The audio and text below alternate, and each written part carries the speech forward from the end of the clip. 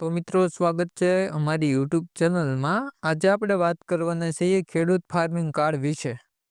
તમે સાંભળ્યું હશે કે ખેડૂત મિત્રોએ ખેડૂત કાર્ડ કઢાવવું ફરજિયાત કરી દેવામાં આવ્યું છે. નહીંતર ખેડૂતોને 2000નો હપ્તો નહીં આવે ખાતામાં. ખેડૂતોને કેન્દ્ર સરકાર 2000ના હપ્તા ઉપરાંત અન્ય યોજનાનો લાભ મેળવે તે માટે ડિજિટલ આઈડી કાર્ડ ફરજિયાત કરી દેવામાં આવ્યું છે.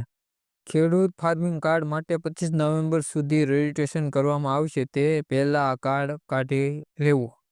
આધાર કાર્ડની જેમ હવે દેશભરમાં ખેડૂતોએ માટે ડિજિટલ ફાર્મિંગ કાર્ડ ફરજિયાત કરવામાં આવ્યું છે. આ કાર્ડ નોંધણી દરેક જિલ્લામાં શરૂ કરી દેવામાં આવી છે અને તેમજ પીએમ કિસાન 2000નો હપ્તો પણ નહીં આવે જો આ કાર્ડ નહીં હોય તો. દરેક ફાર્મર કાર્ડ માટે દરેક ગ્રામ પંચાયતમાં રજીસ્ટ્રેશન ચાલી રહ્યું છે. ગ્રામ પંચાયત સેવકો, તલાટીઓ તેમજ અન્ય સરકારી કર્મચારીઓ લોકો માટે જાગૃતિ લાવવાનો ઝુંબેશ ચલાવી રહ્યા છે.